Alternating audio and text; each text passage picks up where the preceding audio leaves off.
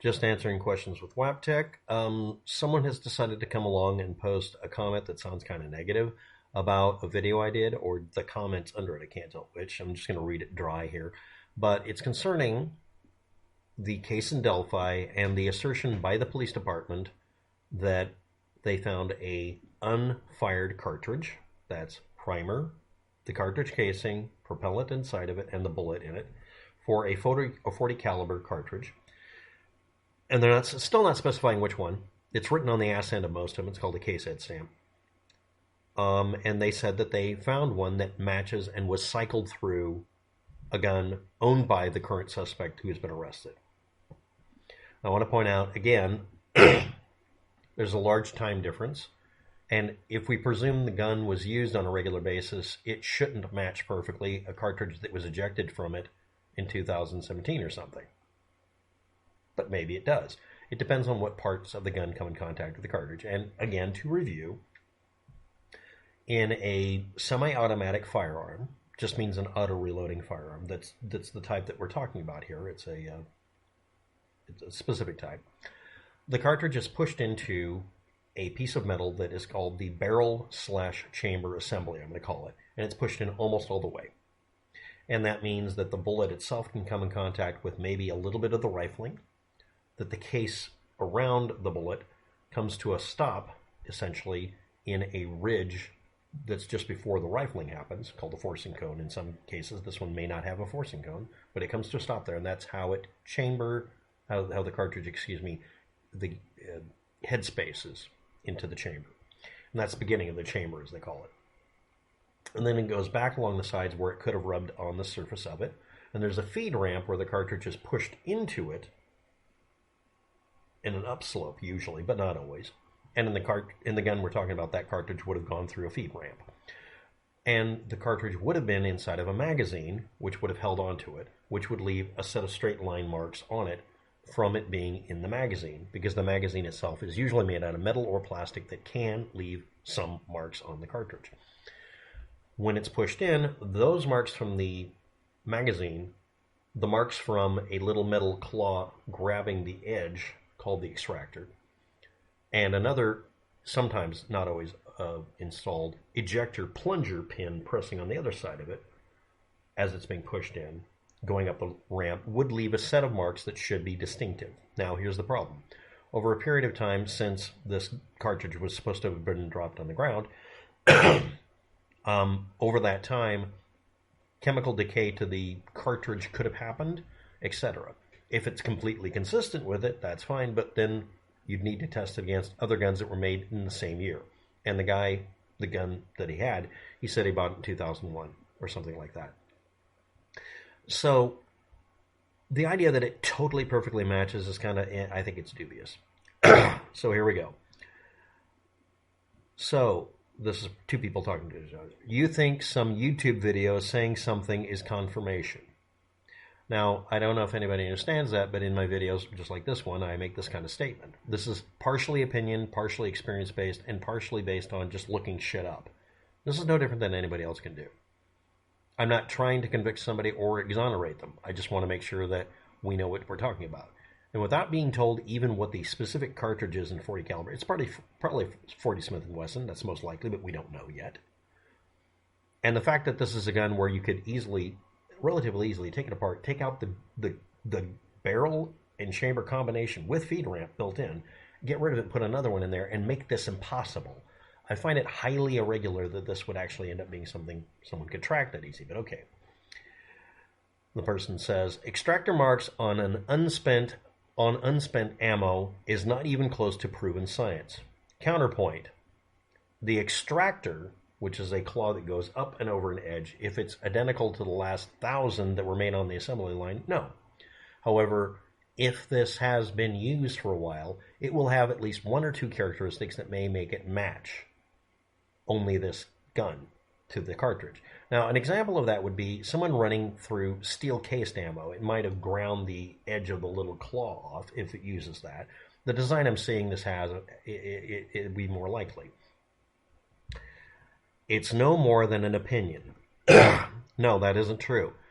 Basically, what the defense would have to do is bring in a bunch of guns that were made in the same time by just going ahead and recording themselves going to a bunch of, I don't know, how about every pawn shop they can find, look for exactly the same make and model and year, and buy a bunch of guns and see if they can get the cartridges to match. If it matches hundreds and hundreds of guns that were in the area, then this is not evidence at all. And that's what I would do if I was being a defense attorney.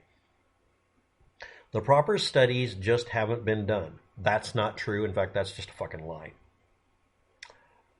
Even the marks on a fired round, when they have barrel marks on the actual bullet part of cartridge, you don't know what you're talking about. The bullet is separate from the cartridge at that point. And they have the extractor marks and the firing pin marks in the casing. These have come under fire lately as not being nearly as unique as once thought. I do agree with you, but that's only if there's no difference between two guns off the same assembly line because you haven't used them enough or haven't traded parts out for special parts. If you had to change out the extractor for an aftermarket one from, let's say, another company or from another year, but it'll work. Barrel could have been changed out. Again, that's one of the easiest ones. The magazine itself, if he doesn't have the original magazine, they won't be able to trace the magazine marks properly because they may all match.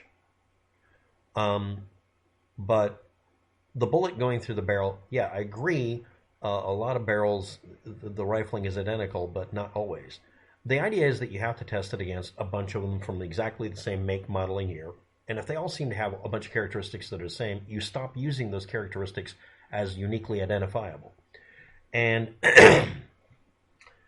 the idea of, the studies haven't been done is a lie. Because obviously every time there's a case like this, someone does this sort of testing. So I don't know why you posted that. Your channel, I looked it up real quick, is a blank channel. It doesn't have any content on it. And I'm really not interested in letting your comment post. So what I'll do is I'll let it post, archive it, and then get rid of it after and I'll put the archive below with a copy of what you said. Please come along and tell me why you said this, because up to the point you said the bullet going through the barrel isn't uniquely identifiable. I do agree with you in some cases, but not always.